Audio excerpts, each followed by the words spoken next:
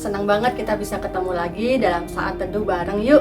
Di hari ini, hari Selasa, tanggal 25 Agustus 2020. Teman-teman, satu tema yang akan kita renungkan pada hari ini berjudul Dosa dan Pengampunan. Nah, kalau minggu ini kita belajar mengenai karakter beberapa tokoh dalam kisah Alkitab dan melihat apa makna di balik kisahnya, kali ini kita akan melihat relasi segitiga antara siapa? Antara Kain, antara Habel, dan Allah.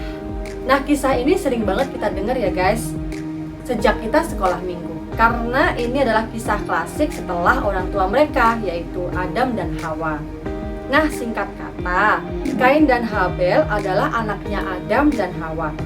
Kain bekerja sebagai petani dan Habel sebagai penggembala ternak. Karena persembahan Kain tidak diterima oleh Allah, maka ia menjadi iri hati dan marah. Lalu mengajak Habel, adiknya itu ke suatu tempat dan dipukulnya Habel sampai meninggal. Ini adalah dosa kelanjutan ya guys, setelah dosa Adam dan Hawa. Ini adalah pembunuhan pertama oleh manusia. Kain pembunuh pertama dan Habel orang pertama yang terbunuh. Dalam tradisi gereja mula-mula, Habel dianggap sebagai orang pertama yang mati syahid. Nah, kisah Kain dan adiknya Habel diuraikan dalam Kejadian 4 ayat 1 sampai dengan ayatnya ke-16. Tetapi kita hanya membaca Kejadian 4 ayat 6 sampai 15. Mari kita baca Kejadian 4 ayat 6 sampai 15. Firman Tuhan berbunyi demikian.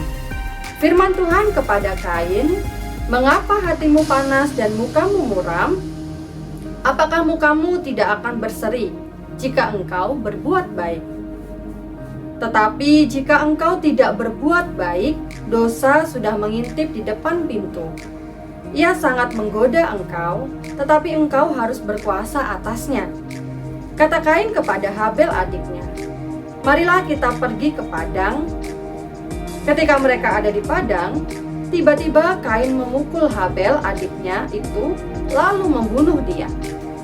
Firman Tuhan kepada Kain, "Di mana Habel adikmu itu?" Jawabnya, "Aku tidak tahu." "Apakah aku penjaga adikku?" Firman-Nya, "Apakah yang telah kau perbuat ini? Darah adikmu itu berteriak kepadaku dari tanah. Maka sekarang terkutuklah engkau, terbuang jauh dari tanah yang mengangapkan mulutnya untuk menerima darah adikmu itu dari tanganmu. Apabila engkau mengusahakan tanah itu, maka tanah itu tidak akan memberikan hasil sepenuhnya lagi kepadamu. Engkau menjadi seorang pelarian dan pengembara di bumi." Kata Kain kepada Tuhan, "Hukumanku itu lebih besar daripada yang dapat kutanggung. Engkau menghalau aku sekarang dari tanah ini, dan aku akan tersembunyi dari hadapanmu, seorang pelarian dan pengembara di bumi. Maka barang siapa yang akan bertemu dengan aku, tentulah akan membunuh aku." Firman Tuhan kepadanya, "Sekali-kali tidak. Barang siapa yang membunuh Kain akan dibalaskan kepadanya 7 kali lipat." Kemudian Tuhan menaruh tanda pada Kain, supaya ia jangan dibunuh oleh barang siapapun yang bertemu dengan dia. Nah, mari kita lihat makna ayat-ayat di atas. Pertama, Adam dan Hawa telah berdosa karena soal makanan yang dilarang oleh Allah. Tapi, Kain melakukan dosa yang lebih besar karena membunuh saudaranya.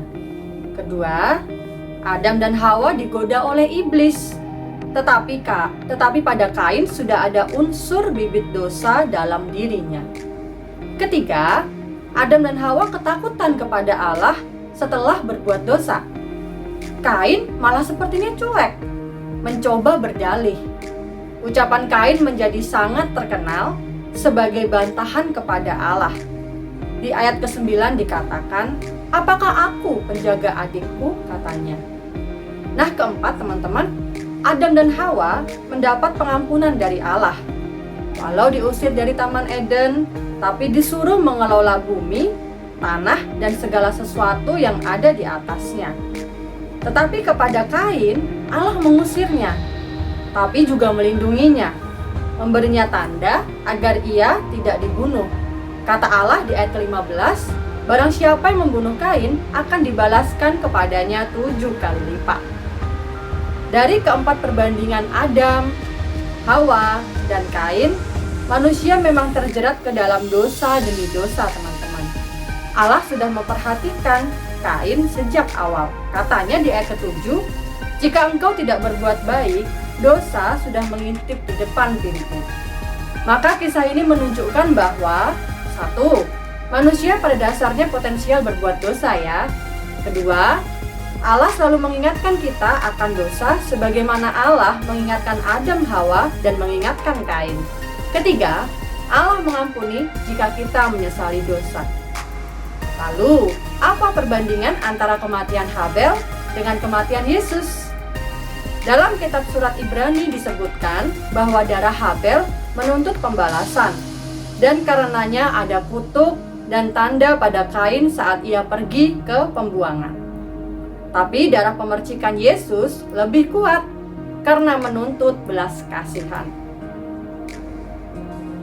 Nah, Adam, Hawa, dan Kain telah berdosa, tapi belas kasihan Yesus telah menebus dosa kita. Tuhan memberkati. Nah, itu tadi satu teduh kita ya. Kita harus ingat bahwa manusia itu selalu berpotensi untuk melakukan dosa.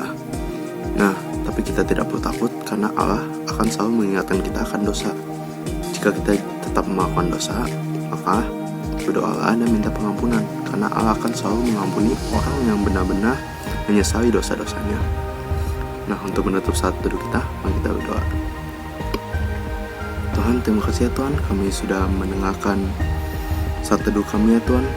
Tolong juga kuatkanlah kami ya Tuhan dalam melawan cobaan-cobaan yang ada di dunia ini ya Tuhan. Tuhan juga ampunilah kami ya Tuhan atas segala dosa-dosa yang telah kami lakukan ya Tuhan. Kiranya Tuhan saja memberkati ya Tuhan, dalam nama Tuhan Yesus kami sudah berdoa. Nah guys, jangan lupa ya, besok kita bakal ada saat teduh lagi. Jadi jangan lupa cek Instagram kita. Dan juga saat teduh kita dibagikan ya, biar orang lain juga mendapatkan berkat dari saat teduh kita. Nah, jika kalian punya pergumulan atau pertanyaan, DM di Instagram kita dan juga dengerin podcast Youth GKI Kanan kita.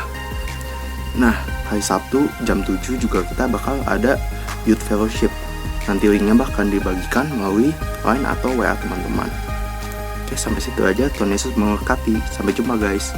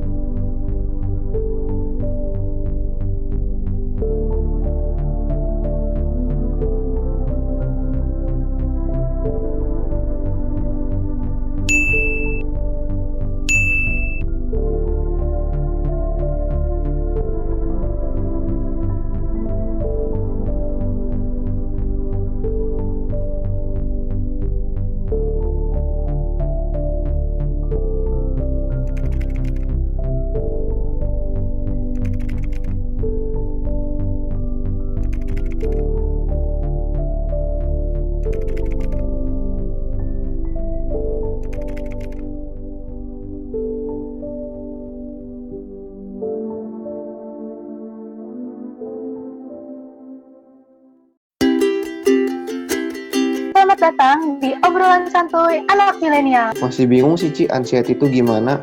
Aku sering salah ngertiin anxiety itu apa. Kalau misalnya anxiety itu jatuhnya lebih ke ketakutan atau kegelisahan kok.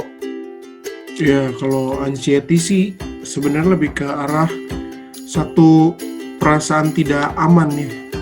Bukankah di dalam Alkitab juga dikatakan serahkanlah kekhawatiranmu padanya. Kenapa? Karena memang cuma Tuhan sajalah yang mampu menolong setiap kita. Sekuat-kuatnya kita berusaha mengatasi kekhawatiran dan ketakutan kita, itu tidak akan sesempurna ketika Tuhan menolong kita mengatasi ketakutan kita.